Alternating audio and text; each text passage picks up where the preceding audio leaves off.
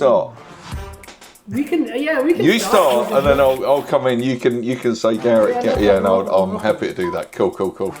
All right, here we go. Action. So we got a very special guest today. We'll let him introduce himself, but first myself. My name is Shaib. I've been living in Malaysia, Kuala Lumpur, or for cool people like me, KL, for almost a year. 10 months. And hopefully you can tell from my accent, but I'm from the UK. And then I got with myself the lovely... My name is Keith. I live here in KL as well. Been here about 10 and a half months. From the United States, from the state of Texas. Houston, Texas. All right. Nice. And the guest, guest of honor, please. No problem. My name is Gary, and again, you may be able to tell, but my accent is from the UK. Now, I'm not in anywhere as cool as KL.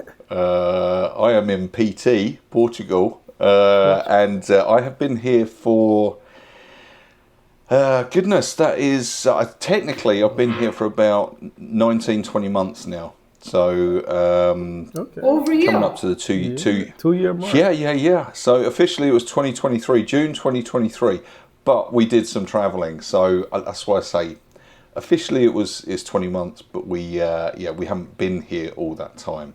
Yeah. Nice. So, and I represent my other half as well, Shelley, the other half of who we are. I know I'm a bit disappointed. I was so ready to meet the researcher. I was, I'm the planner, so I was, I wanted to have that little, I know we were going to connect, and now you've just robbed me of that chance.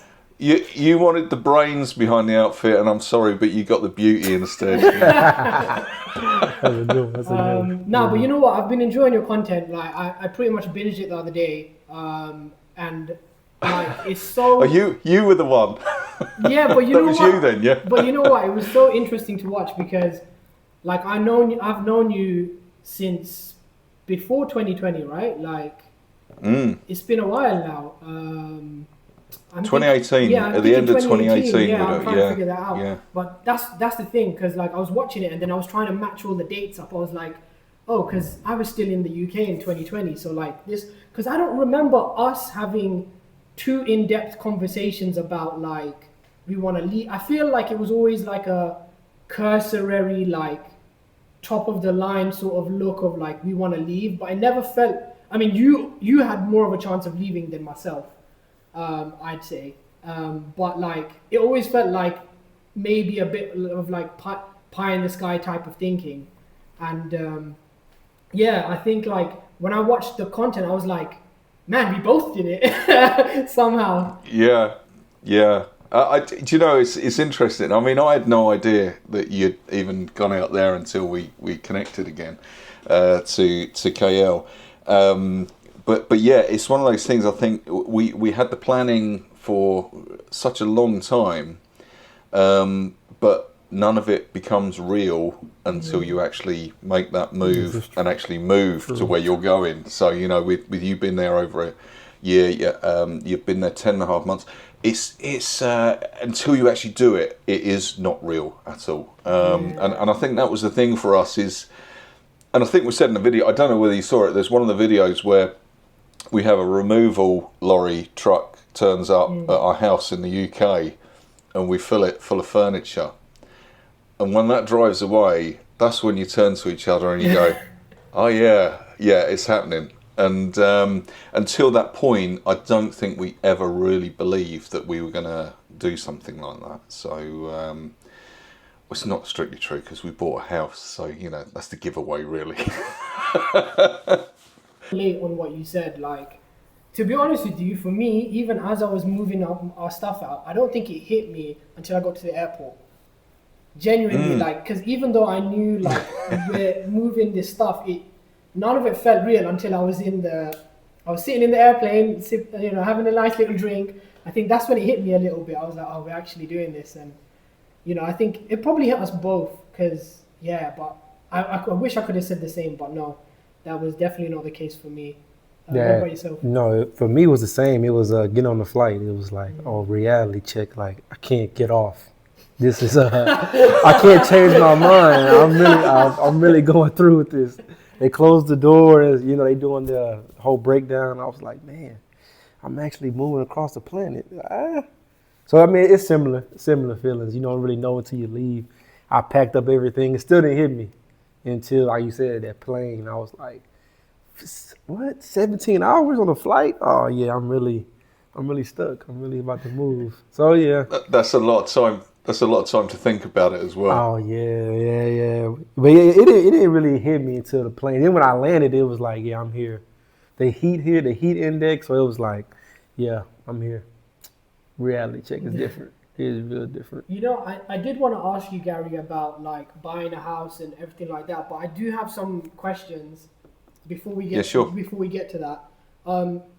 So basically, like I said, I watched a lot of your content, and there's a few things that stood out that I did want both of your perspectives, but I'll take yours. It's sus. And you know what? I've got a feeling she's gonna wanna answer a lot of this anyway when you do eventually talk to her. But one of the things that really struck me was this phrase, and it was golden handcuffs. That really hit a chord with me because I was feeling like that is like the perfect summary of how it feels to live in the UK. I think I can answer that probably just as well. And I think part of that is, and I don't want to come across the wrong way, but obviously we are a little bit older than yourselves. You're young, beautiful people. and we are advancing, let's just say, yeah. So I think there's a point that we both got to. I probably got to that point a long time before Shelley, to be honest. And it is that like the golden handcuffs, the corporate handcuffs, whatever you want to call it. I think it's that point where you realise that you're living to work, and that work is kind of the money that you're earning. All that's kind of doing is enabling you to go out to work again the next week, and it's kind of like this cycle, which is why we say handcuffs, because once you're in it, it's like this kind of financial cycle, if you like. And I think where Shelley has said that, she, as I say, she got to that point later than me, and I kind of had to wait for her to get to that point before we could jointly do what we wanted to do. And that was, probably a long time before we made our plans. She'd got to that point. It's where it's like, okay, I earn this money and then I spend this amount of money just so that I can go and earn this money, and and it goes on. So golden handcuffs, that's exactly what they are. It's the corporate handcuffs. You're getting all this money coming in, but you're not really realising all of that money. You're spending to make yourself feel happy and so on and so forth. So it's quite dark, actually, I think. No, that's why it hit me so hard, because I just sat there and I was like, I think I paused it and I wrote it down real quick, and I just thought, this is so true. Like, to be honest with you, I think if I tried to add anything onto that, I think you've summarized it perfectly. Perfect. I do think it's the same thing, because I don't think it's something that's specific to the UK. I do think it also happens in Japan, and I do also think it happens in the US.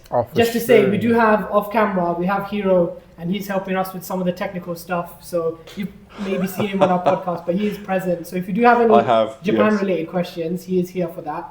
But yeah, I do think it's the same in the US. Yeah, it's the terminology is different. Golden handcuffs. In the States, we say the rat race. Get on the hamster wheel. It's the same concept. You get stuck in this, like you're saying, this thing. You can't get off. So it's the same. And you laid it out perfectly. Yeah, I think also, like, I do have sort of a linked question, which is, how would you say that? Because it's easy for us to look at that now from this side of the fence and say that's clearly what it is. How would you say, like, maybe people of our age, is there a way for them to wake up to it, or is there a way for them to, like, do something about that? Good question. It's I think there's one thing that we kind of have to remember almost is and I don't want to sound like a Joe Rogan podcast here, but the indoctrination starts early in life. Yeah. We're brought up to believe this is the way that we do things, and I don't want that to sound negative, because for some people that's what they want, and it works really well, and they're very happy, and that's cool. But I think there's a growing number of people, a growing movement, if you like, of people who have a dissatisfaction, and so it's how do you exist in a world where you need money to survive?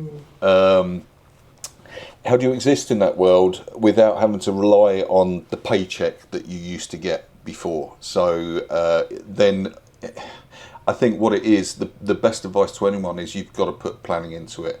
You've got to design what your future is going to look like, and then you've got to take the action on that to move towards it. That's probably the best way to put it. It's a difficult one, because you've got a lot of people who say, yeah, I want to live in a van on a hilltop with some solar panels, and I'll be off grid and everything. But oh, by the way, I still want the latest laptop, and I still want the latest this and the latest that. And you're like, well, you've got to make a decision at some point. Is you're either going to earn enough so that you can enable that, or you've got to sacrifice some of that. Maybe. It depends on the situation. But I think, or we think, that it is a case of, we do see a growing number of people who want to opt out of that kind of mainstream life, if you like, and find an alternative lifestyle. A really good example is here in Portugal. There's an area called Castelo Branco, which is a region not far from us, and you have a whole host of people that are moving there. Dutch, UK, US citizens mainly, and they're moving there, and they're buying plots of land, and they are maybe putting a small wooden shed on the land, or living in a van, or whatever it is, but they're doing something, and they're trying to find a sustainable way to live in the countryside. Money is not the driver for everything, but survival and getting enough food on the table and da-da-da. So it's a different way of life. So there's a lot of movements out there moving towards that. But to your question, yeah, is there one piece of advice that people should have? Well, you've got to design what it is you want up front, I think, and then move towards that. I know that's a bit of a cop out, but that's probably the best way to put it. Yeah. I think actually that is something else that really stood out to me again about like watching your stuff, is basically that when you both had this clear goal and then it clicked, and I think that's kind of what you're saying now about designing what you want. Because that was one of my other questions, sort of question, but maybe more of an observation, where what I loved watching was that moment where you both clicked with the goal, and then that's it. That was basically the only driving force you needed to move forward. And I kind of wish I saw that in more people like my age, like that kind of exact idea of a goal, and what that would kind of change their whole outlook on how to achieve that, let's say. I think I think also it's that you talk about that moment where it clicks. That there's a distinction to be made here, which should be hopefully clear for most people. Is there's running towards something, and then there's running away from something, and I think there's a clear distinction. There's no problem having a little bit of both, to be honest, but I'd certainly say that was the case in our case. But I think it's the running towards something is important, because just to escape a life or a lifestyle that you really don't like is maybe great. We can all do that. Let's run away from it. But then you turn up where you turn up, and you go, okay, what do I do now? So I think it's important to understand that you need to be moving towards something as well. To that point, yeah. And I would love. I think what we're doing. I mean, our channel's called Change of Plan, as you know, and I think Change of Plan absolutely symbolises that, okay, we don't want this to carry on the way it's going, we want to move off in a direction. And whilst I'd say probably we appeal more to perhaps many people in our own age bracket, there is certainly I look at the stats and the numbers, and there's certainly a younger generation. So from probably about 30 to 35 upwards, we're seeing that's where it kind of ticks in with what we're doing. I'm just saying, maybe it's the young 20s or something like that. Maybe they're still interested in other things. I don't know. Sorry to interrupt you there, but I think also what it is as well, I think it's kind of the breaking of the social contract with a job. Like, I've had a lot more time on my hands. As you know, our channel is called Semi-Retired, so we have a lot more time on our hands. Yeah. And, I've been trying to understand the state of because when we got here, it's really hard to comprehend that almost every stop has like a multiplex of a mall, and it's amazingly built, right? This is not trying to be braggadocious or anything, by the way. This is just a matter of fact, right? They're like, and so I'm so confused because I'm thinking, hold on, I'm certain that the GDP is a little bit better in the UK. Like, I don't understand how this country has got to where they are, and then versus so I was like looking into that a little bit, and I come across a lot of information, and I do feel like in a previous generation, maybe even just one or two, I don't think it was too far before, but I think maybe even one generation ago, you can have a job, and that job would enable you to buy a house, and that is essentially the basic of a social contract, right? You do X, you get Y. And I think that has kind of eroded to the point where what your starting point is and what your result is basically equals the golden handcuffs. It doesn't equal a house; it just equals that instead. That's the formula. And I think that's a lot of to kind of loop back to what you were saying about like seeing it sort of kick in from 35 onwards, because I think they're realizing, well, if I keep this going for another 5 years, I'm still going to have the handcuffs on. And I don't really even have a house for it like my granddad did, which is almost word for word what I can say, as a matter of fact. So yeah, I do think it's also to do with that as well. Yeah, I mean, I agree. I will also chime in and say, from my experience, I think even a generation before us, I have friends that are in their late 20s, mid 20s, they're realizing it now. Now with more technology and more things, you can find somebody YouTube's channel, or you can find somebody social media and say, hey, okay, let me listen to this. I feel like when we were younger, you didn't really have that space to learn these things, and that formula of getting a job, getting handcuffed is a staple. Now a younger generation can see at an earlier age and say, whoa. I see what you mean. Yeah. Whoa. I have cousins, like, relatives and friends, they're in their 20s, they're like, nah, I'm trying to move to Malaysia. I'm trying to move overseas. I'm not trying to go to college, get in debt, get a fake mortgage and be trapped my whole life. And they're already planning these things. And I had the thought, like, man, I wish I was 21 thinking like this, but we didn't have those tools to say, okay, let me look at this video. Let me see how they're doing it. So I agree with you saying with the 30, but I also would say maybe it's a small percentage is in their 20s that they're realizing, like, whoa, this is, I did not sign up for this. Or my parents, this is what my parents deal with. Oh my God, like I want to change this. So I think a lot of people are realizing it. Kudos to you guys for doing this. So, I mean, a lot of people are realizing it. I think you're right. Go. I don't want to age myself here, but my son is 26. And I know I don't look old enough to have a 26-year-old son, but my son is 26, and he's exactly one of those people you're talking about there. He has no desire to follow that kind of traditional regime of how you do things. He wants things on his terms.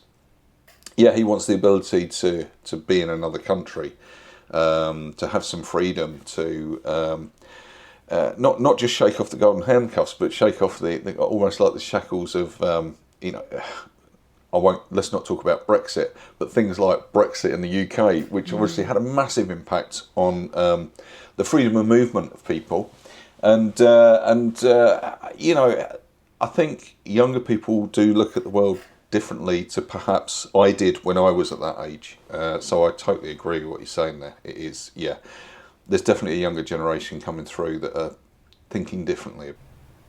Yeah, I think also like it's definitely a more interconnected world than before. I think the generation coming now, like, you can almost see like someone gets a cough in the amount of times I've called like my mom and she's sick, but I'm also sick. But then how has that happened? But because it's such a small world, actually, like we see, I genuinely think that, right? Like it's such a small world because one person goes to one airport and then everyone's got bed bugs the next night or something like that. Like, wasn't that a thing in France, right? That happened, right? I don't know. Your knowledge on that sounds Okay, greater than mine. Yeah. but yeah, like I think Yeah. the point I'm trying to make is that I do think it is such a small world, and it makes sense that even younger than us, like they should be maybe thinking about that because it's so much more interconnected now. Yeah, I mean, it's funny. You just to add on to that, we mentioned about that. There's because fear is what stops a lot of people from making these moves and changing their lives completely. Fear is definitely a part of it. And one of the things we hear is we hear a lot of people talking about, let's say Portugal from the UK specifically, and you're talking a 2 hour flight. And I mean, if you think about that from the US perspective, that is Houston to, I don't know, maybe not Atlanta, but maybe New York or something like that. I don't know how long that flight is, but it's nothing really. And that's just to get across the same country. Yeah. Yeah, exactly. So, and people say, oh no, I'm so fearful because I'll be in another country and my family and my friends will be here. And what if something happens? And you're like, well, you're 2 hours away. And even in the UK, if you live on the south coast in the UK, but your relatives live in the Lake District, Yeah. then actually, you to get a flight is ridiculous. You're not going to get that. But to drive that is probably 5-6 hours of driving, and that's in a tiny little country like the UK. So it's kind of a falsehood. People find the barriers to put up, which is why it's interesting when you talk about the world being a small place. It really, really is, and I think it takes a lot for some people to realise that. Yeah. Agreed. So I think that's the point I was trying to get. No, we understand.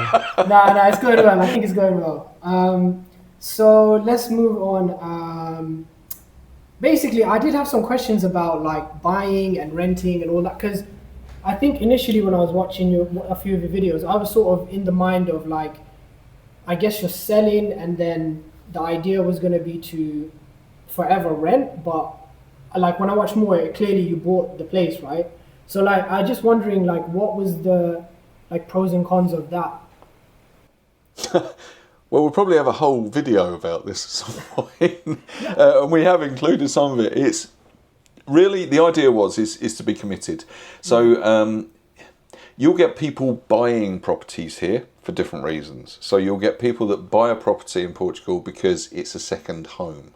Okay, then you'll get people who are not sure whether it's the right place, so they will rent a property in Portugal. In fact, for something that's called a D7 visa, which a lot of people use, then they have to rent here for a year first to validate that visa, basically. So a lot of people rent because they want to be in the country when they're looking for the house that they want to buy as well. We didn't have that option. We had to buy. Essentially, we still needed a little bit of a mortgage. To cut a long story short, to get that mortgage, we needed to be in employment already to get that mortgage, to ensure that we got that mortgage. So we kept it going that way so that we could buy a property. But we were fully committed to what we were doing. We said we'd looked, we'd seen, we were very happy with what we'd seen, and we said we're going to move there, we're going to change our lives, we're going to do something different. And there's always this little bit at the back of your mind, you've got to say to yourself, nothing is forever. It might be, it might be. Maybe I spend the next 20, 30 years, God, if I last that long, 20, 30 years here, then that's it, it's forever for me. But the point is that we moved here with that in our minds, is that this is the move we're making and our intention is to be here for a long time. But things change, something happens, maybe new opportunities come along, whatever, then you change direction, and so nothing is forever. So we've always had that in mind. But buying the property, yeah, that is, for us, it was an essential thing to do.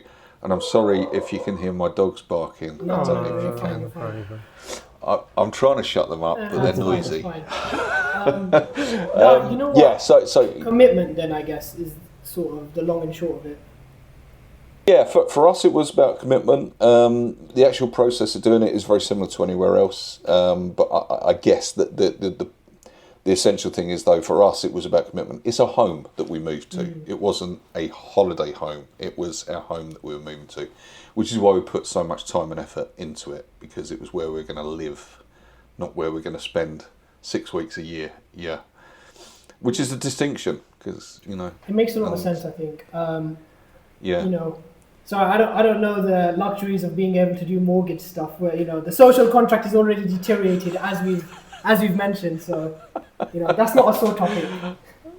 No, doesn't sound Doesn't it. hurt at all.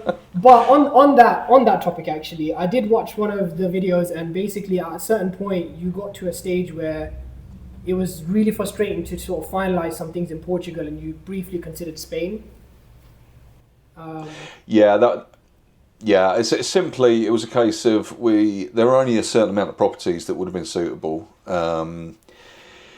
If we'd have put another 100,000 euros on top, we would have had more properties. We didn't have 100,000 euros. We're not rich people. We haven't got a trust fund sat behind us or anything like that. So it's a case of what we had is what we had. So we got to the end where we'd put offers in on properties. There was some bureaucracy there, which meant that we didn't get because there was some dodgy dealings going on with an estate agent and the people that purchased it. The other one we didn't get because the people, even though they're selling their house and they've listed it for sale, they decided when we made the offer that actually, well, we don't want to sell it until we've found a property ourselves. And we're like, well, when's that? Oh, well, we haven't started looking yet. And you're like, oh, okay. So we can't sit around waiting for that. So, yeah, it was... The market has only got so many properties to look at. So we said, we're going to move. We knew we were moving. We'd committed to doing that. So yeah, we shifted to Spain. We said, well, let's have a look in Spain. But there were only certain areas we wanted to look at in Spain. But it was not our number one choice. Spain was not our number one choice. Portugal was the number one. But we just couldn't find the property, yeah.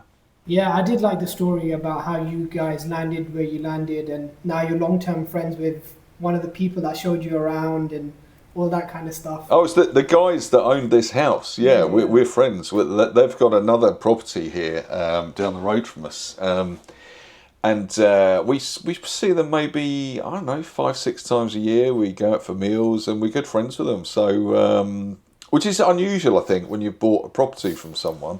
Different. Yeah, I don't talk to my estate agent, that's for sure. It's different. Unless my toilet's broken. Well, yeah, I was going to say, well, it's not the agent. These are the people that owned the house. Yeah. And so it's, but it's an unusual, you make friends with people. Yeah, but of course. I think we just click with them a little bit. Yeah. So, but they're lovely people, yeah. I have to say that because we're on camera, aren't we? Do you think, how much different do you think it would have been if you did end up in Spain, actually? I'm curious what your perspective on that.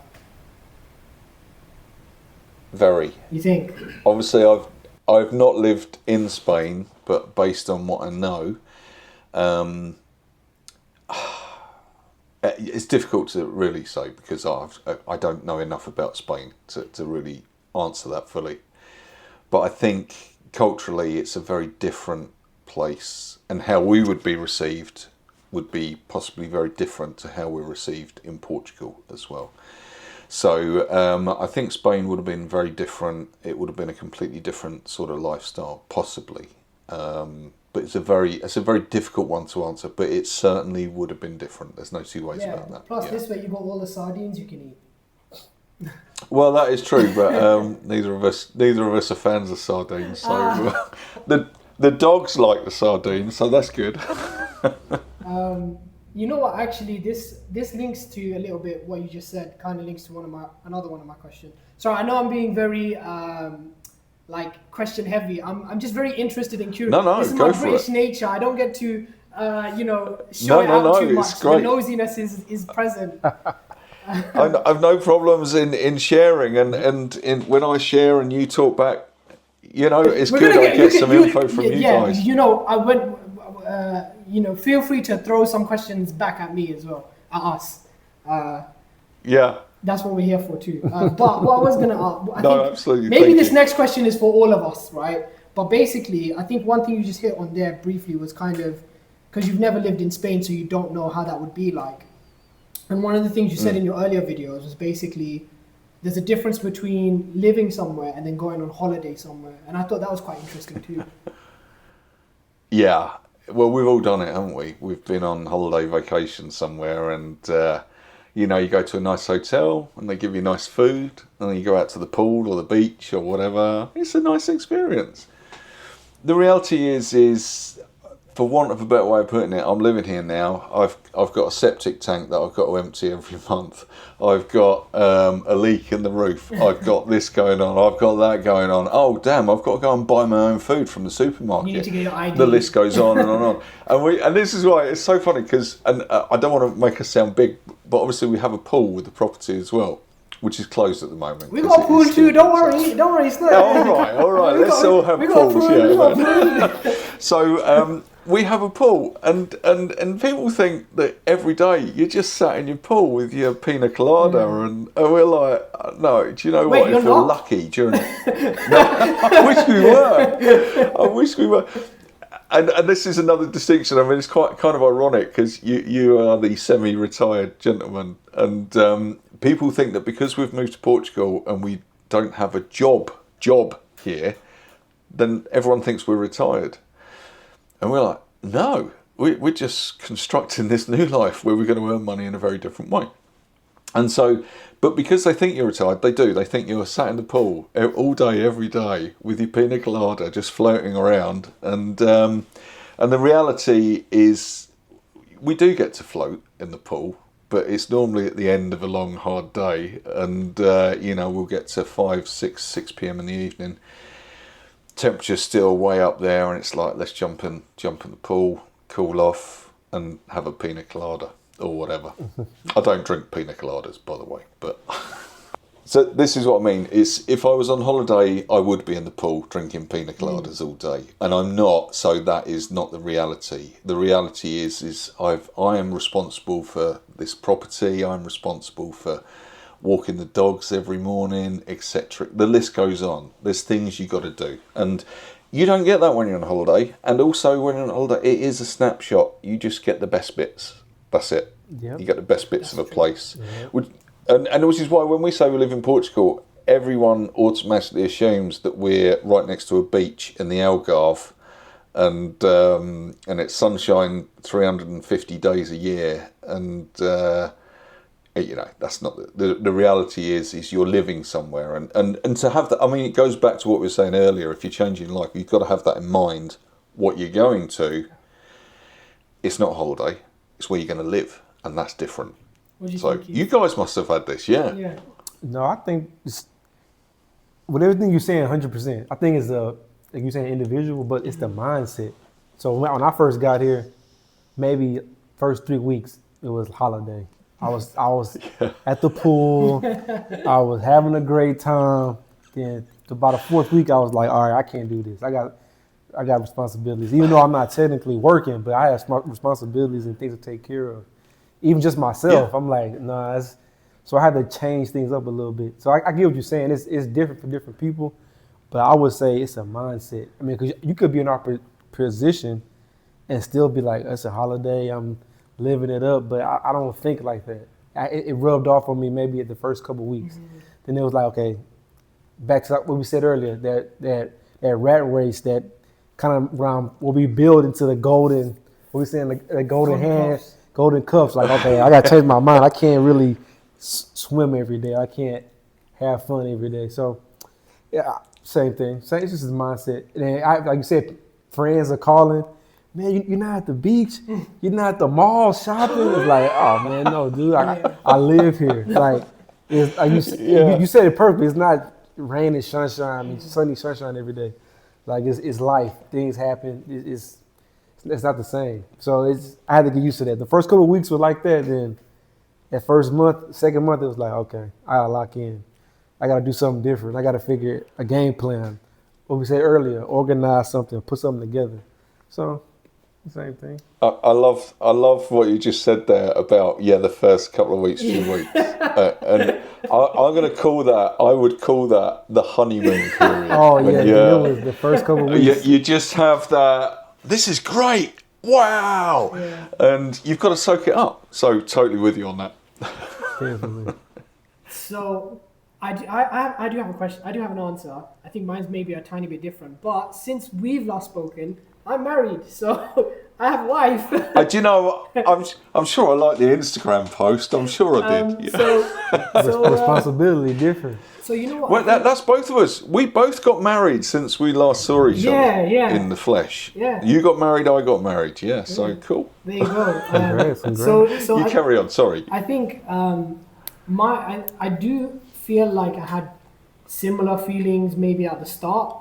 I think I was maybe trying to shift my focus constantly because I didn't want to feel like I was being complacent, and ultimately I think the role that I have now is just basically always trying to find ways of improving my other halves. Like, okay, this toilet's not working, I need to try and make sure that's done, or try and do something nice. And I see that more as a critical role because I'm the one with the time, right? So anything house related I have to do, and that's the correct way it should be organized.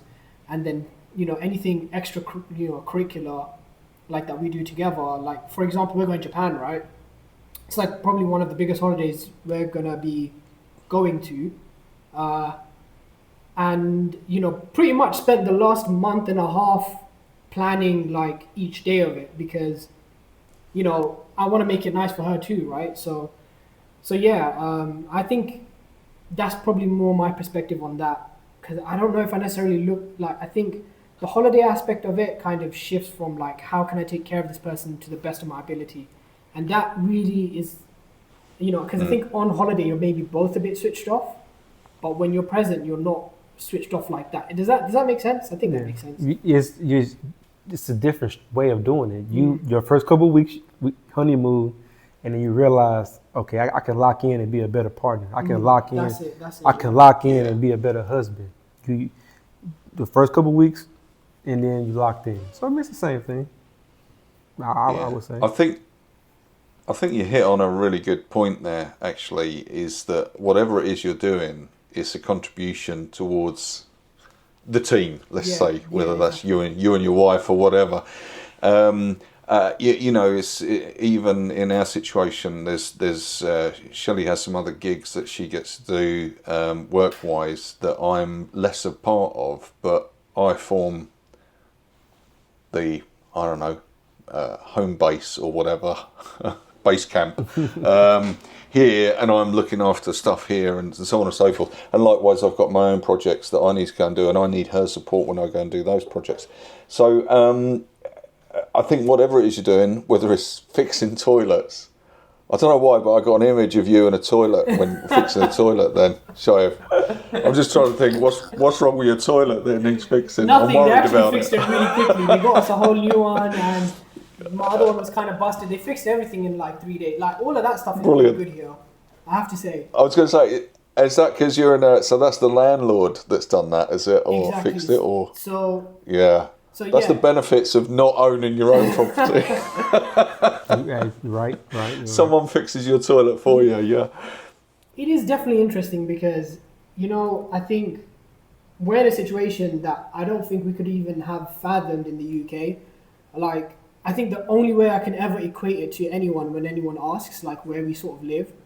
I know you didn't ask that, but I'm going to kind of use this as an opportunity to sort of explain it. But, I think the most thing I could like compare it to is, if you imagine where we live in KL is sort of the same as if you lived in like somewhere like Canary Wharf, like very central location. Like we kind of live like next to one of the biggest, most popular malls in KL.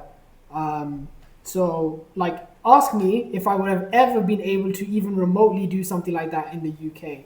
And the answer is like not in a million years. Like No, you I know the answer. I know the answer. Yeah, because it is. Because in the UK, it's such an exclusive residential property to have something like that. Whereas I guess in KL, it's a little bit more the norm for people to be living in areas like that are close to the things that you need to be close to, and so on and so forth. I don't know. Yeah, they're really smart here. Actually, what they do is, and I think America are starting to do this now. I saw a news like on YouTube the other day. But what they've done in Kent for very long time is they'll build an apartment complex, then they'll build a mall right next to it. So then that mall is basically got guaranteed like visitors all the time.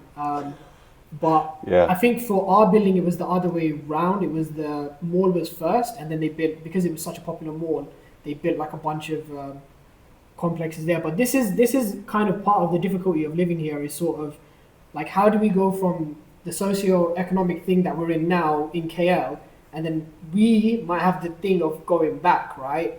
So yeah, that's gonna be interesting. Well, because I guess there's one thing, and I guess that would be the first question that I would always ask anyone that's moved to another country is culturally, how do you find that?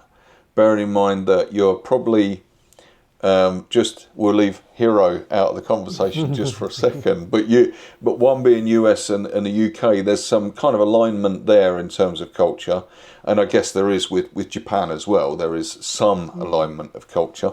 But how have you found that, or has that been quite seamless because you're in a very cosmopolitan city? I guess I don't know. Yeah, I'm glad you put it like that. There's like how you say the word, metropolitan.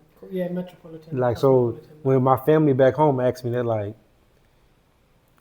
"How is it?" I'm like, "It's the same." To me, it's like New York. If I were related to like a big city like New York, Chicago, a lot of tall buildings, a lot of things to do to get around. It's not as spaced out where I'm from, like Texas. So culturally, it's a little different, but as like a city to do things and get around, it's pretty much the same to me. Now, it could be, I'm more of a social person, right? Back home, I went out a lot. I traveled a lot, so I can adapt to certain situations, but someone that's not adaptable, they didn't get out as much, it may be a lot for them to see someone that doesn't look like them, or they're speaking another language. It may be foreign, but to me, it's easy for me, at least. I mean, yeah, so I mean, it's just a language barrier, that's it, but everything else is pretty much the same. Food is food. It looks different, but it tastes amazing. It tastes good. Amazing. It's like so good. But yeah, and I know you like your food, Shia. He's from Japan, and his food is obviously, one of the best, most Michelin dense country in the world. So he doesn't like the rice and other stuff, but for us, we love the food. Yeah, but it goes. I love that. It goes back to what we were saying about the handcuffs. If you want to take the handcuffs off, you have to open your way you think about things. So if I want to be handcuff free, but I want to move to Portugal and Malaysia, but it looks different, how can you adapt if your mindset isn't to already be open to changing? So moving here, I had to think about things different, look at it different. I can't be judgmental. I can't come here and say, this is correct because of what I'm used to back in America. So you have to open your mind and be willing to adapt to something different. If you want to make that transition, I think since I've been there 10 months, if your mindset is narrow, it's gonna suck for you. It's gonna suck. But you have to be open minded to more things and be more understanding for a different culture of people and things like that. I think that's a great answer, to be honest with you. I think I agree with so many of the points that you've said there. Like, genuinely, And I think for me, like, maybe from a slightly different perspective, I look at it from more maybe of a religious perspective in that sense. It's nice to see. I think the thing is with Islam, because it is a majority Muslim country, the government is like a Muslim government and all this kind of stuff. And I think the thing is, even till this day, I think that a part of my mind always thought that the perception of Islam wasn't that bad. It was really bad, around the mid sort of 2010s, that kind of thing. And I always thought it petered off, but I think in reality it maybe carried on. Maybe I just wasn't as in tune with it back then because I was a bit younger. And then coming here and sort of seeing like, okay, this is actually how they operate, because what you got to understand is 60% is Muslim, then you've got around 20% is Chinese, and then I think there's a percentage that is Indian. So that's kind of the makeup of it. So what you see is basically the opposite of what you'll see in the media, which is actually Islam is very accommodating to a lot of these other cultures. You have Chinese New Year, you have all these other things that they want to celebrate. It's still very present, like to the extent that I think the people would want it to be present. And I find that like so respectful, like of, and I find that more true to the religion than anything that I've seen in maybe Western media. And so I look at that and I think that's such a nice representation of how it is, because I think some people think that, you know, you can lose your culture, you lose this, you lose that, X, Y, Z. And I'm thinking, I haven't seen 5 minutes of that here. You know, they're still, you know, the Chinese New Year's, they have their dragons. And, we, you know, again, Islamically, we don't believe in a lot of this stuff, right? But the point is to be able to let people like respect those boundaries. And that's what they do, right? And yeah, so I do enjoy seeing it from that point of view. There's other things, for me, even though I think some people might look at it as a very big benefit, I maybe look at it as a smaller benefit because I don't mind having vegetarian food. Like say, for example, if I was back in the UK and we had to go McDonald's or something like that, I just have a veggie burger, fish, whatever, like I'm fine, right? But I think a lot of Muslims would probably like me to vocalize that there's a lot of halal food around, and that basically makes a very big difference, right? I mean, you know, you can pretty much walk anywhere, and it's also very clearly like labeled. Like a lot of stores will have at the front like non-halal, and so that does make it easier. Culturally, maybe a little bit different because when someone buys alcohol, it is a bit. You can tell that story. Yeah, culturally, yeah. No, but I agree with you saying. It's more open-minded here, and it's to embrace everybody's culture. Even just being an African American, coming here and not being judged, coming from where I'm coming from, going to a convenience store and feeling judged, or coming to a convenience store here and feeling more loved, it's a difference. Yeah, it's a big difference. So I agree with you saying. One thing I experienced my first like honest to God genuine Malaysian hospitality the other day, and I have to share this, right? So we went to the mosque, and the mosques here are amazing, right? A lot of them built by British, by the way. Really? Yeah. So apparently, some British architects they wanted to do more extravagant designs, but they weren't allowed to do it in the UK. But then they found that they were allowed to do it in Malaysia. Learn something new. So that's brilliant. I love that. Yeah, that is great. But fact check me anyway. But maybe some of them were like that. Well, I'm just going to say I've been to a couple of mosques in the UK, and there's one in a place called Stevenage, which you will have heard of, Shire, but most of the rest of the world hasn't. And that's not a glamorous design by any stretch. You've got to go into London to get anything which is approaching what you would consider. Yeah, but look, something which is a great mosque, which is fantastic to look at. Yeah, absolutely. Sorry, carry on. What was I saying? You were saying about the mosque and the design of the mosque. Recently, you had experience. Yeah. So, your hospitality experience. So basically, obviously it's Ramadan at the moment, and well, I've opened my fast already. Otherwise, I wouldn't be able to talk as much or drink. But basically, so we're at the mosque, and it's very spiritual, right? Like, you know, you sit there. The mosque gives food to anyone that like attends at that moment in time. And we arrived. I would say we came on time, but there was a lot of people, so a lot of the food was maybe 90% of it was finished, right? So we basically get left with like some porridge. So I get a porridge, and I give it to my wife, like all the stuff, like everything I have, I gave it to her because she was able to get nothing. And then an old dude sat next to us. He had a plate of food, like full chicken curry, and then he had a porridge. And then he turned to me and he gave me the porridge.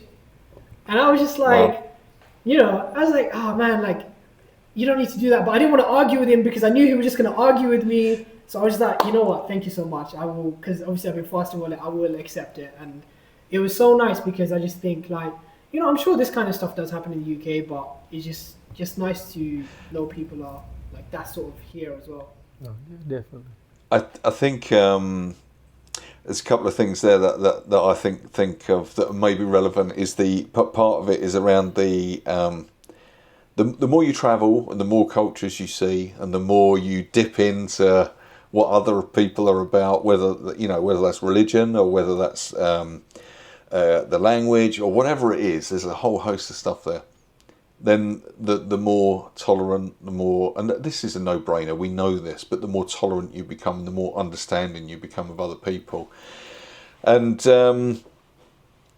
I think, when we come to the point that it was really nice hearing what you were saying about the religion and Islam and going to Kuala Lumpur, and almost like, whilst you might not necessarily have the feeling of coming home, it's definitely a bit of a hug to be surrounded by the religious culture that has that familiarity for you, and but done in such a nice way as well. And when the media paints whatever religion it is, and let's be honest, Western media does like hammer in the whole Islam thing badly, and so I think it's always nice to hear. I mean, you might remember, Shayab, I used to be work for the press as a photographer many years ago, and so you're exposed to lots of different things and lots of different cultures and religions, etc. And I cannot honestly say there's a single one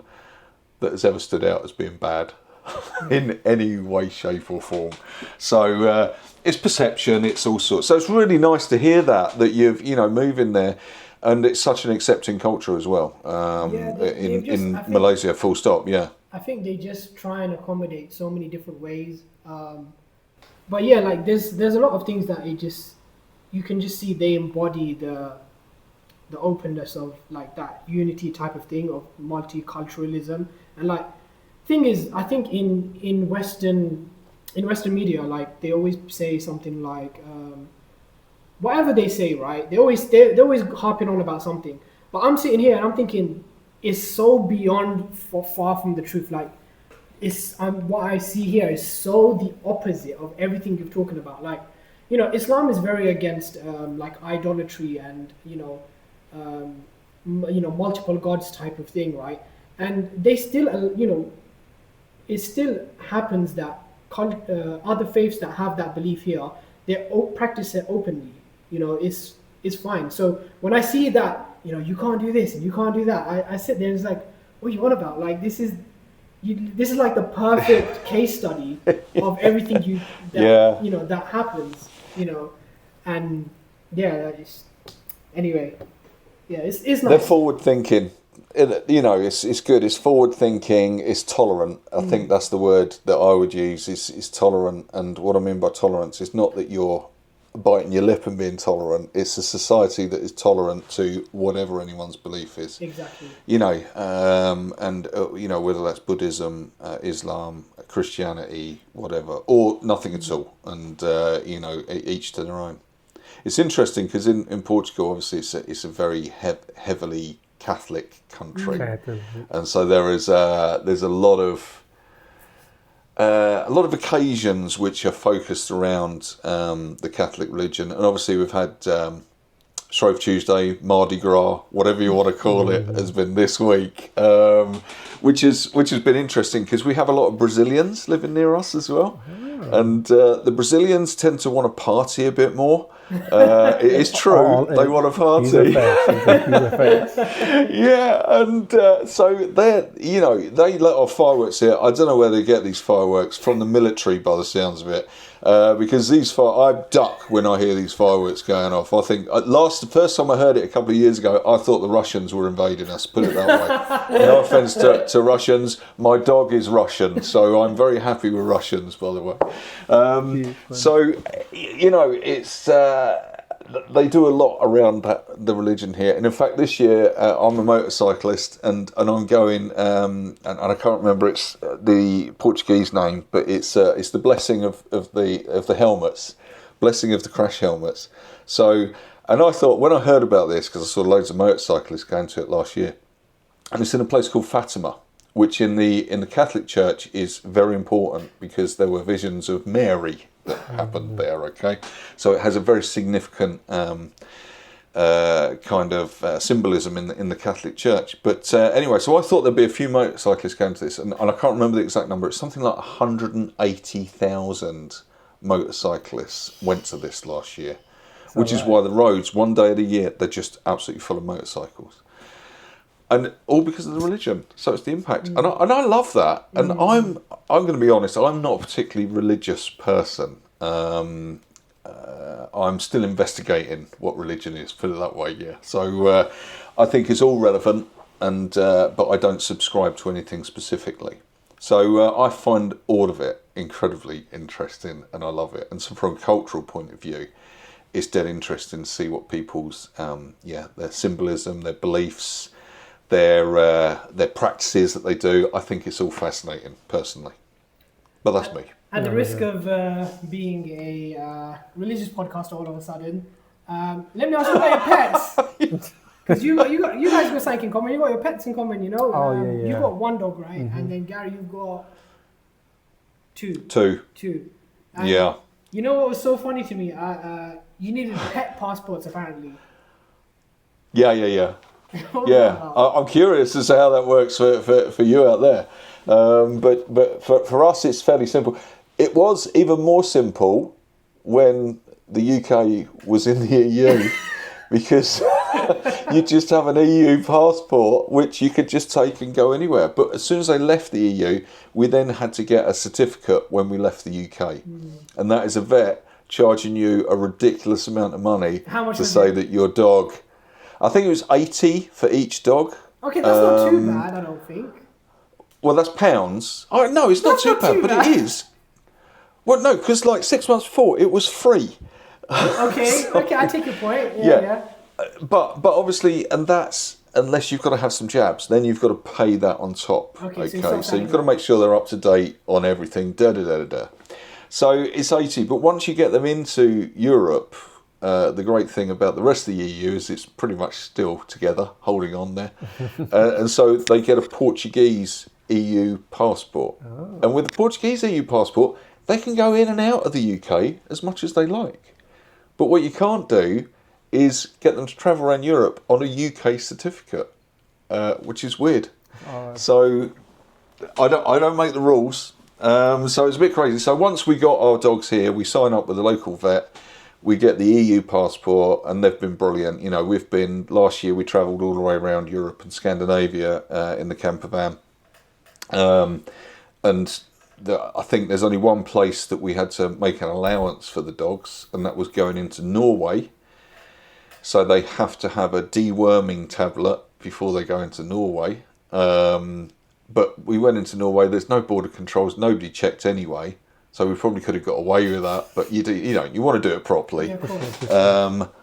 And aside from that, it's been plain sailing. We've never had an issue with the dogs taking them anywhere. So, but I'm curious. Obviously, it's a little bit further afield, going into Malaysia. Yeah. Yeah, it's kind of the same. My dog didn't need a passport, but I'm agreeing with you with the paperwork. I thought it was.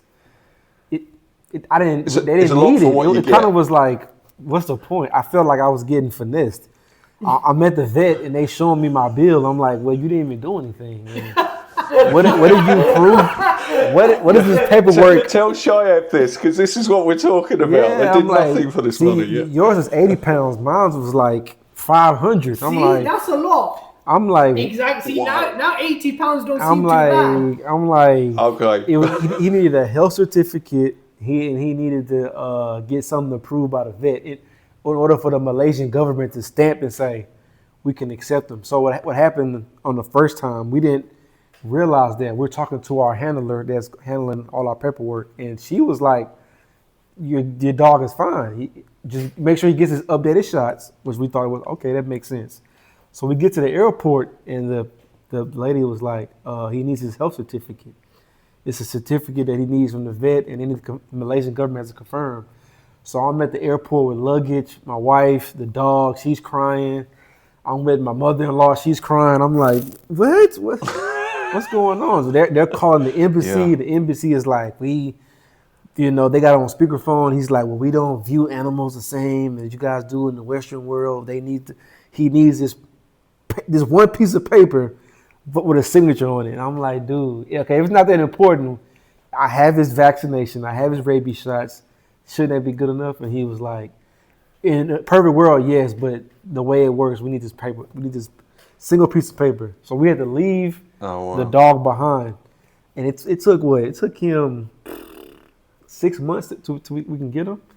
But I thought it was unnecessary. I was like, once I got the paper and we did it again, I was like, it wasn't even worth it. It wasn't. No. I think it's all a scam. I think it's a money scam, me personally. But I wanted my dog with me, but the process was like real scamish of one single piece of paper that's stamped that my vet signs and that the government here looks at it for 2 seconds and say, okay, you're good to go. I didn't understand the piece of paper. I don't get it. But I'm happy he's here, but I didn't understand it. It was a whole process that was not. That sounds overly bureaucratic, doesn't it? For no reason. Well, the way they view dogs here is different. So, you know, in the Western world, they're like our best friends, you know. But here they're more like, I don't know what word to use. They just view them differently. A lot of people don't have dogs inside the house. There are a lot of stray dogs. Or talking to locals here, when they're people that I met that grew up with dogs, they're more of security. They change the bowl and leave the bowl outside. The dog grows up outside. The dog rarely comes in the house. So their viewship of dogs is different. So I kind of, now that I've been here, now I'm like, okay, I can kind of see, but I still understand the money part. I'm like, okay, you still can have strict rules, but the money is like, we had a mutual friend. He spent he had 3 cats. 3 cats. Man, he spent like $5,000 just to get the cats here. Mm-hmm. And I was like, yeah, dude, you're crazy. That's a lot of money. But I mean, he loved his cats. So I was like, but I spent, about $1,000 and I was frustrated. He spent $5,000. So I mean, and he spent more when he was taking them back. So so he spent a lot of money on those. I just think it depends in the world where you go. It's just Malaysia is more strict about how they do animals coming from different places. So I think it's just where you end up going. But now I learned the process of paperwork costing that much is like, it's a scam. It's a scam. Me personally, it's a scam. But I mean, do you know what? I think I had an easy ride compared. £80 is okay. Yeah. No, £80. When you said it, I was like, oh my god, I'll pay the 80 for sure. Yeah, I'm going to be honest as well. I would say, Shelley and me would joke about this.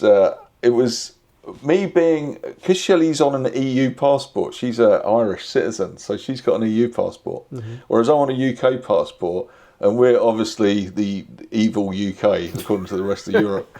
And so we actually said the dogs and Shelley can get in and out of the country really easy. It's me that is the problem. The amount of times we had arguments with customs officials, border patrols, who wanted to stamp my passport as, you shouldn't even be in the EU. You've been here too long, or whatever. Oh my god. No, the dog's easy here. Me, not so much. So hey, don't feel bad. I feel the same way. We've been traveling around here in this side of the world, and I give the guy my passport, to get stamped. And they look at me.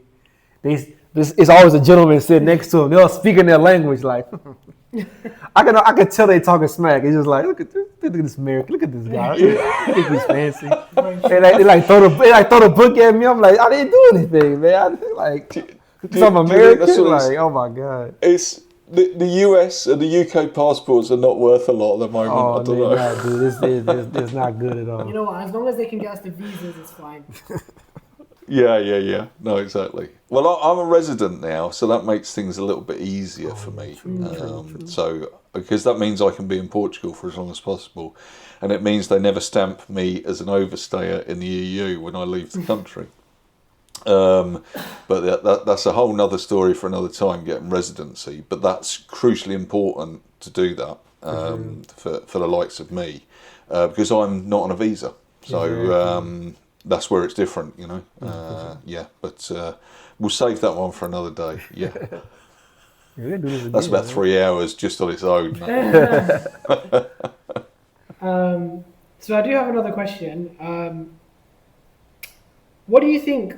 What do you think was the most difficult adjustment you had to make? I'm going to say it was and still is the most difficult adjustment, which is language. Interesting. Portuguese. Here, for sure, it's definitely the language. We live in a very rural part of Portugal, so there's no expectation from us, and there's certainly fewer people that can converse with us in English. And so we have had to start learning, and I say we've been here 20 months, but we've not been here for 20 months. We've been travelling and all sorts of things. So we've kind of picked up a bit, then we've forgotten it, and then we've picked it up again, and we're now back in a process of really trying to hit it home. And it's actually quite a difficult language to learn. They say in Europe it's one of the hardest, mainly because of the pronunciation, I think. But I'd say that is 100% the biggest challenge we face is, and you know, we take it for granted. It's the everyday things like that. For example, I've got an issue with my hot water tank for my hot water in the house, and to get someone who's qualified to come and look at that. If they don't speak in English, that can be quite hard to deal with. Simple things like going to the doctors, for example. You know, you go to the doctors, and if they cannot speak English or refuse, which they might do, to speak in English, then you've got to find your way using language. And for me, it's not so much talking it, because I can remember the words and talk some Portuguese. But then as soon as you talk in Portuguese, they talk back at you. And you go, what? Okay. You know, if you don't understand what they're saying, then it's a bit pointless learning what you learn. And that's getting your ear tuned in, and that's going to take a long time. So I do pick up a lot of what's said now, but I am probably quite a way away from conversational Portuguese, let's just say, at the moment. But I would say that has been the biggest, hardest transition out of all of them. Bureaucracy, all the other stuff, you can deal with it. You know, it's what it is. But the language, if you don't make, and we say this in one of our videos, you've got to make the effort to learn the language. You can't just ignore it and hope that everyone's going to speak English in a couple of years. Which is probably going to be the case. I think it's 2050 they're predicting by 2000, but I'll probably be gone by then. So yeah. You know, I You think still So be it'd be a bit late for me, is what I mean. Yeah. it's funny because I think we've had the complete opposite, like on the language specifically, like the complete opposite experience, because everyone speaks English. Like everyone speaks English to some degree. Like I've been to like other parts of the country, like you've been to Langkawi as well, like other little islands and stuff, and like say for example you want to go jet skiing because they have a lot of tourism there.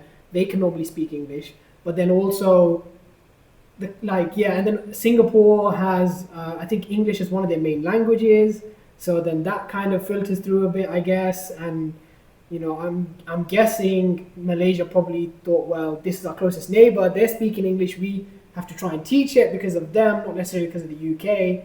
So yeah, we've probably had the opposite on that. And in terms of medicine, it's been pretty good as well, I have to say.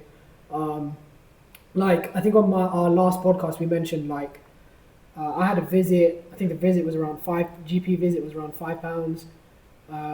Some physio probably like 15-minute physio was around £15, something like that, £16. It's super quick as well. A lot of this stuff is very responsive. I think you were saying as well, like there was a cough going around, and then they gave you like lozenges. They give you all the medicine at once. Like they go so beyond everything. But yeah, we've definitely had, I think, maybe a bit different experience when it comes to language. And I just thought I'd mention the medicine stuff because it's pretty interesting. No, it's relevant. Yeah. Yeah, know what it is. I guess, especially coming from the US as well, cost of healthcare and medicine. I mean, Dude, it's probably two completely different worlds. Yeah. oh my God, it's a huge difference. My wife got a Yeah. wisdom teeth pulled, man. We were there 30 minutes, max, in and out. Got things she needed. She had got like a cough, like you were saying. Dude, they hook you up. So in America, you can go to the doctor, they prescribe you something, and you get like one medicine. And got to keep going, pay more money. Here it's just like, see the doctor, okay, I have a cough. We left like a little goodie bag. It literally, because I still have it back at my place. It gave us like 10 things of medicine. Like, hey, just don't come back. Yeah, like, don't come back. like, make sure you're okay. Don't come back. And we still have. She healed up in a couple of days, and I was like, let's just save this. And it's the total opposite. Yeah. Usually, I'm like looking for more. Here is you have so much. They give you so much. But go back to what you were saying earlier, how they treat people, and Very different way. it's very different, I guess that man. does kind of. I think I didn't really add that into the equation, but you are right. I think the level of care you get with that kind of scenario is also very much related to the Malaysian way, I think. But I think because it's more like professional, maybe I expect it a bit more from that side of things. Yeah. Whereas meeting people like in person, sometimes, I just expect the grumpy UK. Yeah, if in America is about, okay, can you afford it? From a doctor's perspective, can you afford this? What's your insurance like? Oh, you're not okay. Next patient, can you? Here is like, even when she got her wisdom teeth pulled, he was like, okay, I'm gonna sit you guys down. This is here. These are your options, and tell me what you think. And we were like, we actually discussed, and he was like, well, this is probably your best option. And it was like, I actually got to talk to the doctor, shake his hand. I felt comfortable. Like in America, it's just like, it's not the experience. So here is very different. Very different. I mean, that's good. It's positive. I mean, I think the US probably stands out on the healthcare front against probably most of the rest of the world in terms of healthcare and costs. So you'd expect it to be a better experience, but it sounds like it's a fantastic experience in KL. I'm allowed to say that now. Yeah, you're cool. You're cool. We'll allow it. I'm all right with that. Yeah. And it's interesting because we're in there's a national health service in Portugal, which is residents that we get access to. But even the private healthcare here, you can do a mixture of the two, if you like, and the private costs are relatively low, even compared to the UK, let alone something like the US. So, if you can't get an appointment for something through the National Health Service here, then to go to a private health and get an appointment for something as a consultant, let's say you've got to see, it's easy to do and it is, fairly cost effective. So it's really interesting to see how these things work and how overpriced it might be in other regions of the world, and I include the UK in that as well, because I know. I had an illness a while back, and I had private health cover, and for the company I was working for, and I left that company, and they said, "Do you want to carry on your cover? You can pay for it yourself and carry on." And because I've been quite ill, I had to declare that, and they quoted me, I think it was, and this will be nothing in US terms, but in the UK, they quoted me £650, okay? And I thought, oh, that's not bad. Yeah, no, that's what I thought. I thought that was a year when they said that. And then they said a month. And I'm like, nah, I think I'd rather die. That is a lot. That's way too much money to stay healthy. Yeah, so... it's not realistic. Because we're back to golden handcuffs here, but you're then working just to pay the bills, and that's probably not a good position to be in because you're tied to it then. Yeah. I do actually have some facts. I know, I'm so prepared. I have some facts about Malaysia. I like this. I know. In 2024, there was an 18% growth in healthcare tourism. So yeah, in 2024, 18% growth in healthcare tourism. So people are actually coming to Malaysia, to heal up. Like maybe not quite the turkey hairline type of thing, but you know, or the teeth. and the hair, yeah. But you know, I think it definitely. I think that speaks volumes. To be honest with you, like, I love that it's bringing money into the country of Malaysia, but at the same time, I hate that people feel that they need to go somewhere to try and get your health rectified. Like, the government should, you know, and like I think Japan is actually a perfect example of how balanced things are, where the government takes a lot of the burden, but you can see a lot of the benefit is from the actual patient themselves. And you know, I kind of wish that a lot more countries were like Japan, but there you go, innit? What can you do? What can you do, man? I love the fact you said earlier you're going to Japan, and obviously Hiro's there as well. He's from Japan. Do you know our next? Probably not going to be our next big trip because we want it to be worthwhile. But that is number one on our hit list is Japan. Funnily You enough. know, So I will be looking been. for some hot tips. You should go. I've been already, man. It's I might make an itinerary book. You know? yeah. I can make. I promise you, I can probably make a book, and I might sell it. So I'll give you a signed copy. Oh yeah, thanks. this dude. Do I have to pay for I'm it? telling you, when you see it, This dude book is Harry Potter thick, man. yeah. When you see it, it's like Philosopher's Stone Part 1 and 2. Like, Yeah, honestly, six you know- editions. But you know what it is as well. Yeah? It is also the fact that, you know, we want to be smart with our money. We want to be smart with our time. We might not get another chance to necessarily go. Like, it takes a lot of money, right? Like, but collectively, we're going for around 3 weeks, I think. And so for us to have the funds available and free to be able to do something like this again, it's potentially going to be never. So, like, that's why my itinerary will be sold to you at a low cost of $9.99. But Is that all? in case I change the price, that is a joke. So the price might go up. Oh, I love it. I love it. No, I will definitely be interested in your experiences. And in fact, we've stopped looking because we were thinking of doing it this year, but we've got some other plans for this year. I don't know when we're going to get to do it, but it is pretty much number one on the hit list. Make it happen, man. Make it happen. Oh yeah, I mean it's so we're desperate to get out east, and but we're thinking because it's a long way. Obviously, it's just across the way for you now, isn't it, Japan? And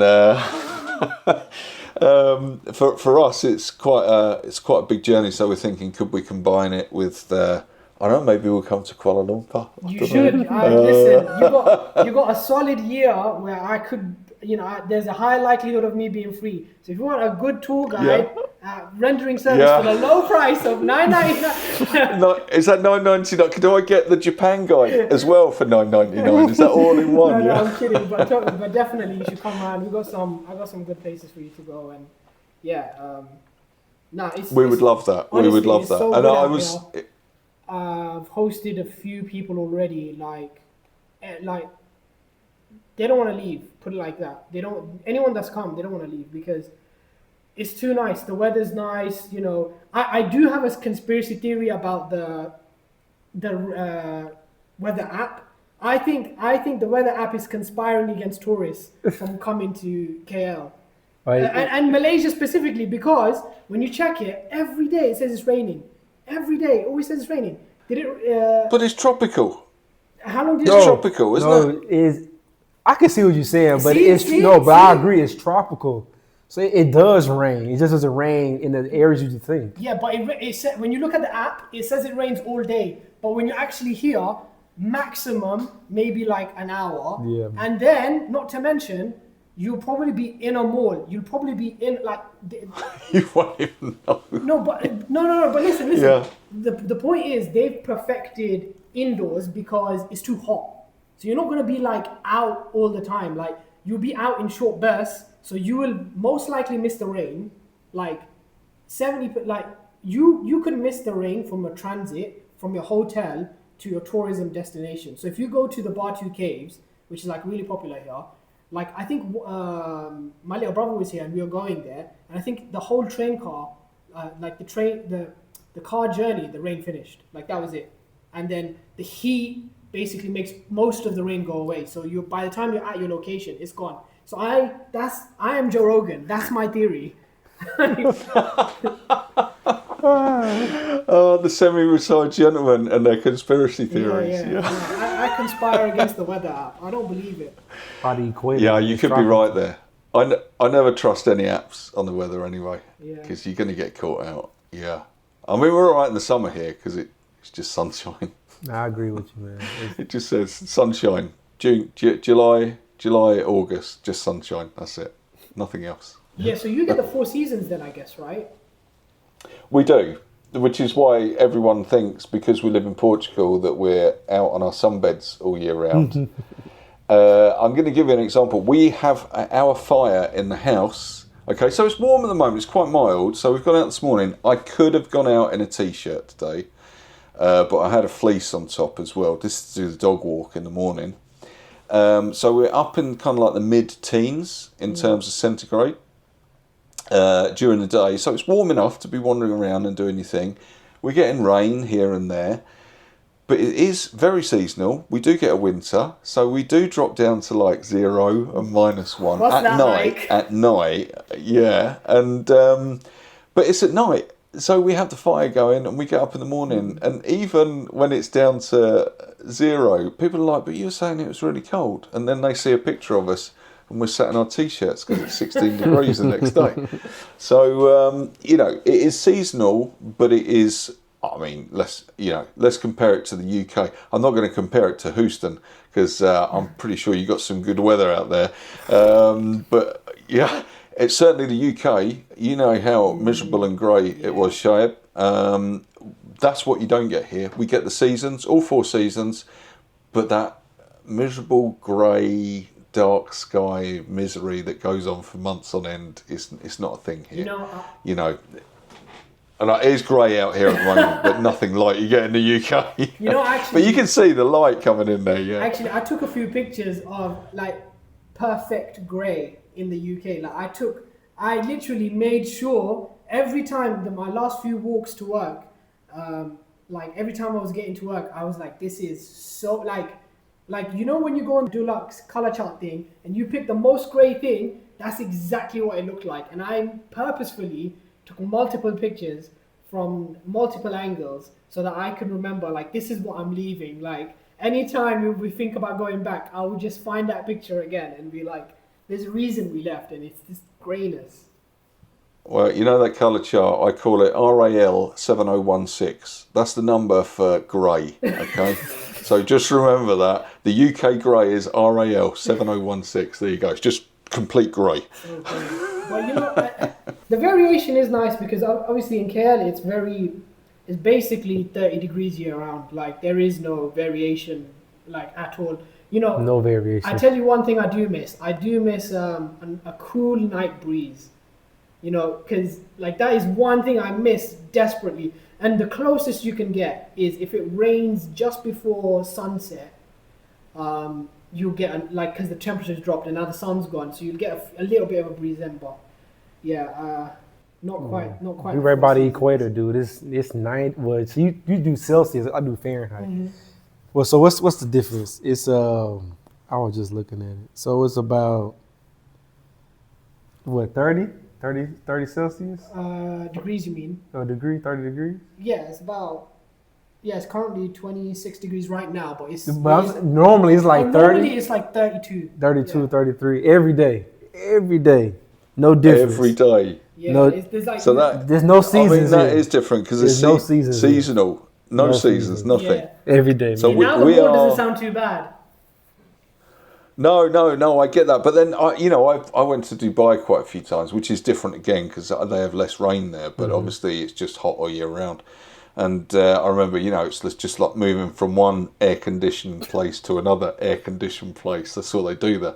And I imagine in some respects it's not dissimilar because it's quite more humid probably where you are.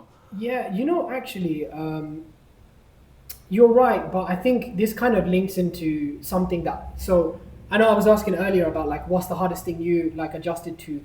I think this kind of links into a bit of like what I'm finding difficult here, which is... Sometimes there's not as many things to do. So it's not necessarily that you're going from one aircon thing to another, although that can be the case sometimes. It's more like where can you do things. So they don't really have as many concerts. They don't have as many. So me and my wife, we like to go to, like we've been to a few classical musical concerts. We've been to um, like a lot of that kind of stuff, like Comic Cons and this kind of like that's kind of what we like, right?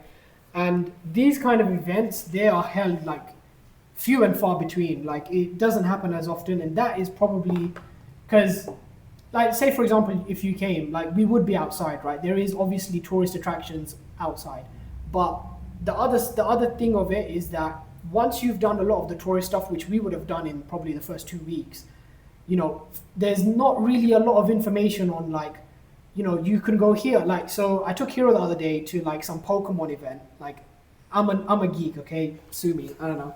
But like, I took him to like a Pokemon thing the other day, but it was like a 5-minute thing, and I think it took me longer to find it on Instagram. And this is like actually the thing that is a bit hard for me to jive with, because it's like, okay, like even now, right, it's Ramadan now, right? And they do a lot of bazaars, but to try and find the bazaars and then like, is the reality matching what they're showing? Because so one of the key places here is called Bukit Bintang. That's like one of the main central hubs, right? And so she found one that's supposed to be here, but then when we went to it, it turned out they just rebranded one of the local bazaars as the Ramadan bazaar. So there was no difference at all. Like you get there and it's like so disappointing because it's just verbatim the same, right? And this is the kind of thing that I'm not too keen on, and that basically makes it feel like a hard adjustment, because when you hear something like that, let's say in relation to the UK, because it doesn't happen as often, it really has to meet everyone's expectation. Whereas because you can get on the train and then find something else, if you miss the mark, it doesn't matter as much here. But also, for some reason, all the locals seem to know everything. But then, like, if you ask them, you have to ask them a hyper-specific question to get the information. So you can't just be, like, if I said, oh, like, where's the bazaar? They'll say, Bukit Bintang.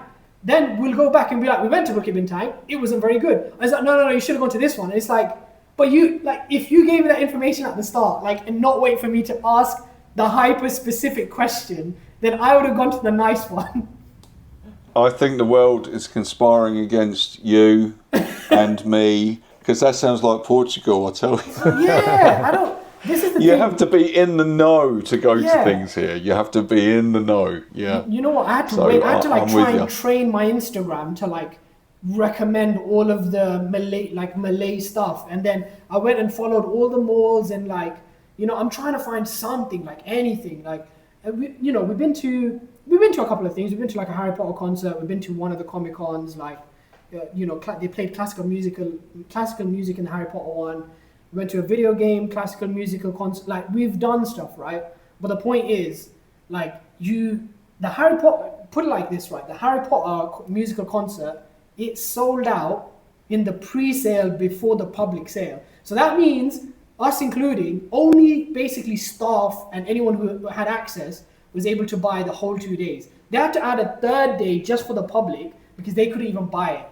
That's how like sparse the like events are. And then that is basically across the board, like comedy. Like, I'm a big comedy fan, right? Like, I think this was after Milton Keynes, MK. Shout out to you. MK. Shout out to MK, yeah. Yeah, so this was after MK, but basically I started doing like amateur comedy, and like I was... Did you? You've laughed a couple of times. I never knew that. You've laughed a couple of times. I've laughed at many things you've said, but I didn't know that you were doing comedy. Right? I got it on recording, okay? Okay, I have laughed, yeah. So, obviously, I was trying to do that in London, like a little bit, like I'm talking like right at the start, like just as I was leaving, I maybe managed to do like 3 or 4 like open mics. And so I was kind of hoping like to get into that a bit here. And then, like from the information I've gathered, apparently someone did like a really offensive XYZ something. And then that basically locked the community down a bit. So now it's only like higher profile comedians that can basically do comedy. But so KL is kind of like for open mics. This is the way the story was told to me. One person ruined it for everyone. Yeah. And basically that means that in KL it's like a lot harder to find places. And like even for me, I've reached out to a few places, and again, I don't know if I'm missing it, or I don't know if I'm not following the right page. But it's really hard for me to find, right? And then, you can go to places, but now I have to travel. Like we're talking an hour, 2 hours to do a set of like 10 minutes. That might not be good because I'm not, newsflash, I've only done a few, so I might not be good. And then, I'm gonna have to it's the logistics of it is a nightmare. Like border to the point where this is gonna sound insane, but like I considered like flying to another province for like £30 just so that I can try and do a few sets, because the irony is I have so much time now to do it, but I don't have anywhere to do it. Do that. Yeah. No. Hey, you're gonna have to do it online. I don't know. Honestly, Stand up on YouTube? No. I don't know. I think I don't know if the thing is TikTok. For me, it's like I think you need the audience, don't you? You need to feed off. Yeah. I think for me, it's like I do need a little bit of that feed. You need that instant feedback because I'm such a novice at it. It won't necessarily translate. I need more feedback. You can't gauge it. Yeah, I need more feedback to basically know. Like I have a few sets that I know like they're okay, but like when you want to go on that process of refinement, you can't. It's not quite the same as delivering it to a computer, or it's not the same thing. But I'm not against it. I'm not sure if it would work for me, but that's more food for thought for later. But that's definitely been like my biggest adjustments is like just trying to find things to do, and like the comedy stuff. I did check off a lot of bucket list comedians. Like I saw Chris Rock, I saw Dave Chappelle. That was really good. I saw him in London as well at a random show, and I got like second. He did a random raffle, like a random raffle purchase, and we somehow got 2 rows from the front for like £70. I'm telling you, that's a steal. Any of my friends that came that day, they know that's one of the best like shows we've ever seen in our life. And also, his supporting act was Aziz Ansari, which is like another person like I desperately wanted to see. And he was like a supporting act. I was like, oh my God, this is amazing. So I did get my fair share of it when I was in the UK. But yeah, I have to say I desperately miss it. Yeah. I understand that. Yeah. I needed to get the British run out, out of my system. You're like you got all emotional there, didn't you? Yeah, I did a bit. Go on, tell us your. Tell us. No, you did good, man. Yeah. You should actually like I agree with G saying. You should put more YouTube, TikTok, like go for it. Shoot your shot. You got the time for it. So Keith, I'll ask you the question as well. Then, what do you think is the hardest adjustment you made? For being here. Mm-hmm. Hardest adjustment for me was our situations are different. Us being semi-retired, mine was the time. Back in the States, I do transportation, so I drive a lot. So a lot of my time is work, home, gym. So here it was like, damn, dude, I got so much time. Like I said, my first 3 weeks, I'm like, oh, this is the life. I'm living it. Pina coladas, the pool. I'm not worried about my diet. I'm not worried about bills. I'm not worried about a paycheck. But then that slowly it was like, okay, I got to figure this out. But that was the hardest adjustment for me, having all this time. Because back home in the States, the handcuffs, the rat race, I was always on the go. Okay, how can I get money? How can I get money? Okay, I'm off today. How can I get money? Okay. So that was so coming here was like, oh, I got to slow down. Like, I really can't do too much of earning money, but that was the adjustment for me of like slowing down, because I was like a guy on the go a lot. So coming here, slowing down, kind of not doing much. That was the hardest part for me. Like culture, food, people, that's easy. But like, okay, it's 10 a.m. on Wednesday. My wife's at work. I'm like, dude, okay, the house is good. The dog is good. I went swimming for the 100th time. I worked out. Okay, I literally, what can I do? Like, so I had to really like tap into myself of, okay, what I really like, which is refreshing. Maybe same for you and your family. But okay, I can really tap into myself of things I like to do, changing my hobbies up. Because back home, it's hard to have hobbies when you're working so much and you got the handcuffs on, you can't really do much. So now I'm like, okay, I can really, maybe I want to be a comedian. Maybe I want to do something. I can tap into something else. So that was the hardest part of like time management. Like, man, it's 1 p.m. I'm like, dude, okay, I'm tired of I'm tired of Netflix. I'm tired of YouTube. I'm tired of conspiracy theories. I'm tired of watching stuff back home. People complain. It's like, okay, I need to find something for me to do. So that's the hardest part for me, just adjusting to having all this free time, like working on my time management. Okay, this time my dad could do this. This time I could do this. Getting some structure, because my structure back home was work for 12 hours, work for 10 hours, and then you can do it the night part of your life. You can do whatever, but those 12 hours in the day, like, okay, what can I do with all this free time? So that's the hardest part for me, dude. But just like you said at the beginning, what's the plan? I guess my plan was to get a job here and do things, but when we got here, we realized, okay, it's hard to get a job. So that was like reality check. I got to figure out a different plan. So my honeymoon only lasted a month. And I was like, dude, I got bored. I'm bored. Like, I'm putting on weight. I'm kind of bored. Like, okay, this is not for me. I need to change things up. So that was the hardest part for me, just time management, figuring out things to do, different things to do, indulge in myself. Okay, let me tap into myself. What do I like to do, actually? I guess I have to ask myself that since I was a kid, what I like to do besides work or besides outside of getting money. What's your hobbies and things like that? So that was so hard for me when I first got here. Not sure if it's the same for you guys, but time management was so hard of like figuring out something to do to kill time. So it's only so much things you can watch. TV, we're both into video games. You look at hold the controller so long until it's like, okay, dude, okay, I'm bored. Okay, I really need something to do. I need some friends. Back home, I have a lot of friends. Like, so looking up with you guys was so fun. Like my wife being like, "It's other guys here. You guys should link up, play pool." I'm like, okay, I'm willing to do that.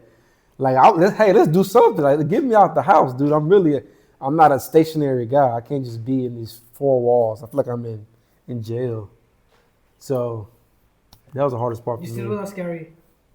So I'm just going to carry on recording, but it'll be in 2 bits now. Did you hear the last part of what Keith was saying? Yeah, I heard Keith fully. Yeah, I was just going to say, I absolutely. I mean, on the one side, I was saying about the time that you got, and it's like that's your most available commodity now. It's all this time, but it's what do you do with it? And I thought it's great because you can design your life how you want it now. But the other part of that was, I'm guessing the semi-retired gentleman was born out of this in some respects, in that you had the time and you wanted to get together, but you wanted to do something maybe a bit more productive with that time, and share your experiences and talk about what's going on in your lives and so on and so forth, which I thought was a great idea. And I'll be honest, only because last couple of weeks we've had so much going on. Shelley's been back in. I was back in the UK. Then I came back. Then Shelley was in the UK. And I wanted to sit down and watch a lot more of your content there, but I've not had much of a chance to have a look yet. So I'm looking forward to delving in a little bit more. No, I think that's why, because I had to commit to, if we're going to start watching it, I need to watch it, and I was unable to find a slot where I could actually get that in because I'm not making myself out to be that busy, but I really was very, very busy. We've had so much going on. And so many things that were broken recently that we've had to deal with things, and it's just been hard. So I'm looking forward to some downtime where I can look at in a bit more detail. But yeah, I totally get what you're saying, Keith, on that. That totally made sense. It's all of a sudden you're presented with this. Yeah, like say 10 a.m. on a Wednesday morning. Oh, we'll do now. Yes. I haven't had that feeling since grade school. Like, okay, what can I do with this time? So like you saying, we got productive, met up with the other husbands, podcast, we hanging out. So it's cool, man. Build some friendships, some like brotherhood. I can dig it. You know, I think what I'd love is if we could like summarize, because I think there'll be someone listening to this and they'll hopefully be thinking like they want to do something similar or something like that. Like maybe if we can just summarize like what this hypothetical person, what could they do to try and integrate some of the stuff that we've spoken about today? Good question. Do you want me to go Go on, first? Gareth. Yeah, go on. I was just going to say is like have your dream, have an idea of what it is you want, what it is you're aiming for. It's really simple, and this sounds too simplistic, but you've got to then work out what the steps are that are going to get you to that point, and then this is the biggest. The number one thing is you've got to take action on it. What a lot of people do is they have the dream, they find out how to do it, they do all the research, and they research. But the most important thing is to start taking the action. And I think when you do, you find out that those steps, they go a lot more smoothly. It's a lot easier than you think to make a big change in your life, whether that's moving to another country or giving up the corporate world, whatever it is. Make the plan, research it, make the steps, and take the action. And that's probably the biggest. And I know that sounds really simplistic, but that is literally what it is. Yeah, is take that action and start moving in that direction. You don't have to be a slave to what the world wants you to be. That's the parting comment I'd say is you can design your own life how you want it to be. Not totally, but to an extent. Keith, what do you think? Love that answer, by the way. I love it, man. You answer, you really hit it on the head. I was okay. Not to repeat what you said. You said everything perfectly. I would say I would go steps to that. Think about it. Somebody in my walk of life, or somebody that's listening to the podcast, think about it. Don't get stuck. Just think about it. Okay, come home from work one day, give it a thought. A lot of family I know, a lot of friends I know, they don't even think about it. They think about Friday. They think about Saturday.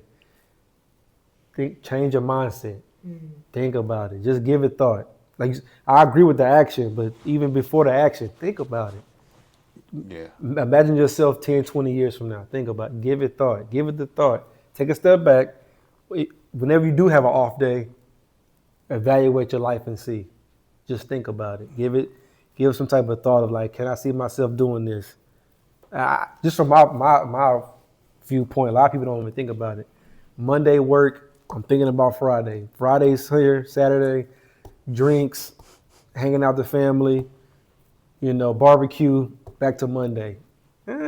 Take a step back, think about it. Give it some thought. Then do the plan like Mr. G said. Put some action, have a plan. But I would say initially give it thought. Just give it thought. Like how can you see yourself Like that. outside of the handcuffs? Just think about it. Just give it some thought. Like that. And then you put the plan, but just give it some thought, man. Don't settle. I guess all I have to say, don't settle. Just don't settle. Unless you're in a good place, a good job, I understand that, but don't settle. Give it some thought. Give it some thought.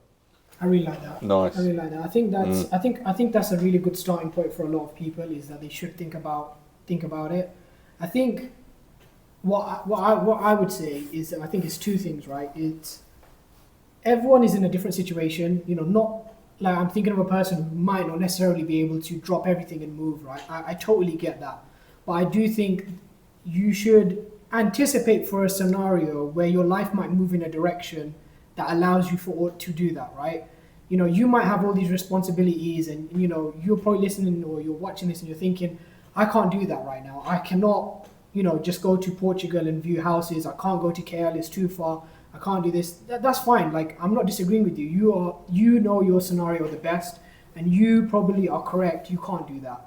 But I do think that at some point in the future, there could be a scenario where your situation changes. I think you should be ready for that potential change, because what would be harder for you to try and mobilize when you're not ready, or mobilize when you already have prepared for that.